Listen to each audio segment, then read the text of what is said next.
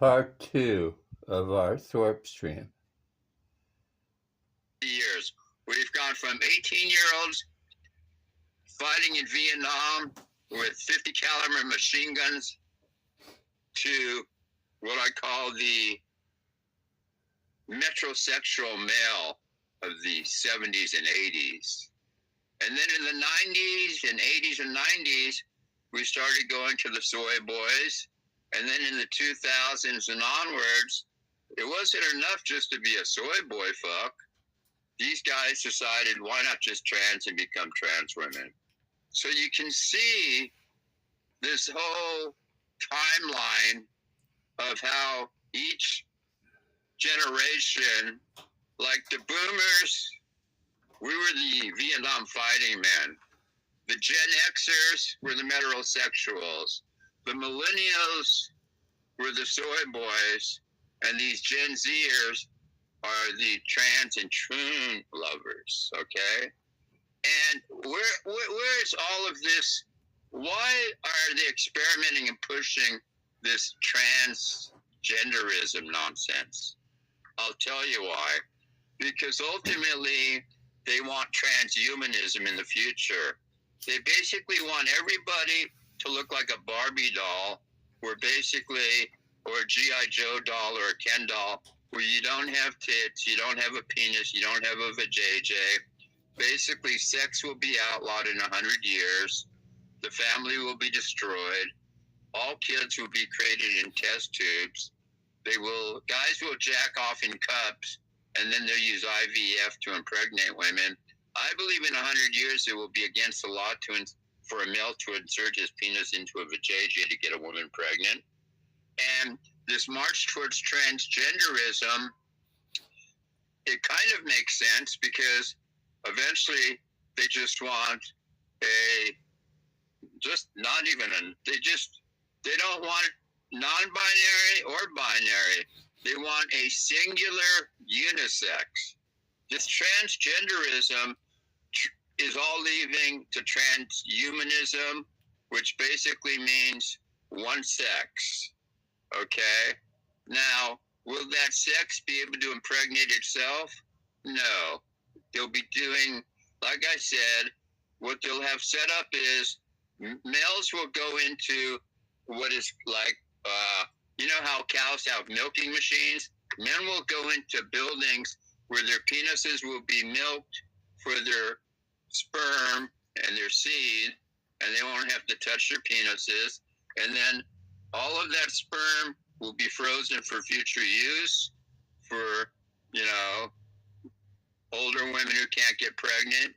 And it will be also used to impregnate women, but not using a male's penis, but using IVS techniques. So basically, this is what transhumanism is, folks. They basically want to outlaw sex.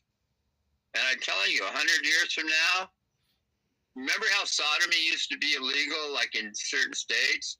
I guarantee you, 100 years from now, if a male willingly and consensually sticks his big penis like I have in between a woman's legs, he could go to jail for 5 years or be fined $10,000 or $15,000.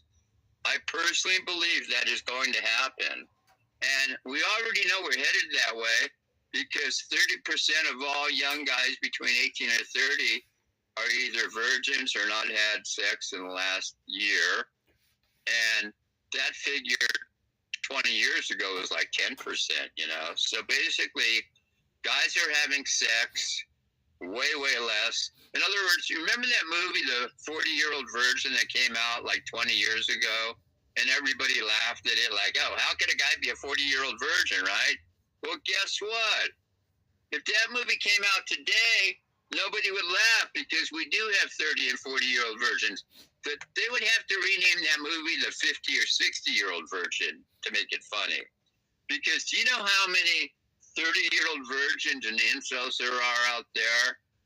And one of the most dangerous societies that you can have is when you have broke-ass young men who don't own any property and who are not getting laid.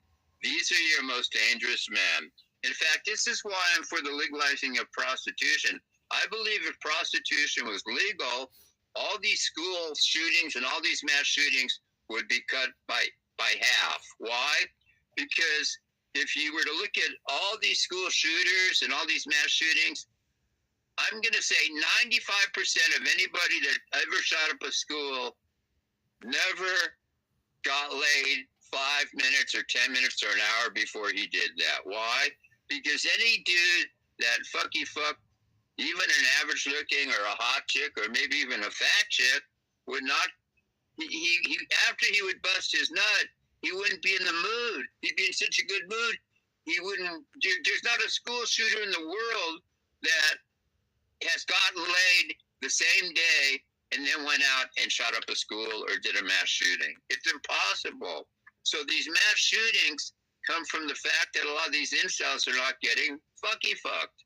So if you elect Spicoli in 2028, I will legalize prostitution.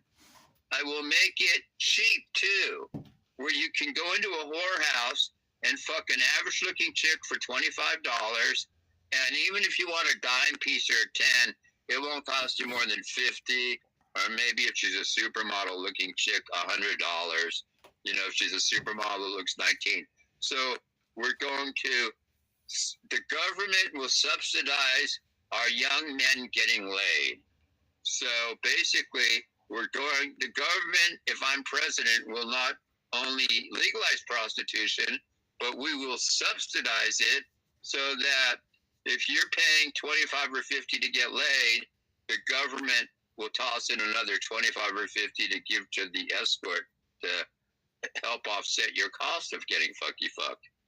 I believe if we do this, it will cut down. First of all, it'll do two things. It will cut down on violence against women because a lot of these guys won't be raping women anymore because they're getting sexually responsive. And more importantly, this is the most important thing. It will cut down on women using men for foodie dates and prick teasing dudes. Why? Because if a guy takes a chick out on a date and he goes for a kiss, and if a guy takes her on a dinner date in a movie and spends $200, goes home and tries to kiss her, and she turns her cheek or slaps his face or says, let's just be friends. Now he's going to be angry and turn into an angry incel, black pillar, red pillar, and he's going to hate women. But if prostitution was legalized and she said the same fucking thing to him, what would he say? Thank you. We don't have to ever see each other again. And then he drives to a whorehouse 20 minutes later and fucks a chick for $50 that is 10 times better looking than the chick who turned him down and wouldn't fuck him on the date.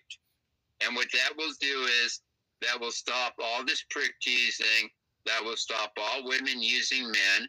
Why? Because the women will know if they prick tease or go on these foodie dates, guys are just going to say, fuck it. We're just going to use hookers to pay for hookers and get a guaranteed fucky fuck. And it's actually cheaper. I mean, nowadays, the average date, a dinner and movie date costs $150. You can go online and get a fucking nice escort for $150, $200 for an hour, and it's guaranteed. So guys are wising up, and if you women keep your prick-teasing behaviors, keep stringing men along, keep using men for foodie dates, and just, shaming men, and, when a guy asks you out, if he's not a Chad, in the old days, even if a sub-5 dude asked a woman out back in the 50s and 60s, she was at least grateful and say, oh, thank you, She might lie and say, I have a boyfriend or, whatever, but she would be gracious. She would thank the man. But nowadays, if a dude's not a Chad and he asks a chick out, she'll sit there and put him on blast on TikTok or YouTube or something, and she'll tell her friends, look at that, this sub-5 guy tried to ask me out, even though she's a 5 or a 6, she thinks she's a fucking goddess. Also, what it will do, it will since we'll have legalized prostitution, a lot of these women will be forced to get down to about 125, 130 pounds, like Ruby's getting close to now, because us guys are not going to fuck these heifers that are 180 pounds.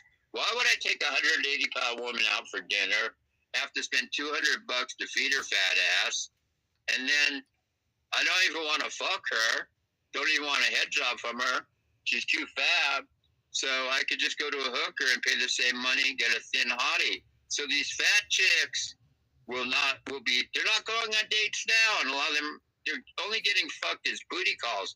But if we legalize prostitution and make it cheap, these fat chicks will be forced to slender down if they want to get any dicky dick at all. Anyway, folks, I don't know when they're coming back, but I'm going to take a pie pit. Hopefully this was informative. Hopefully you learned something.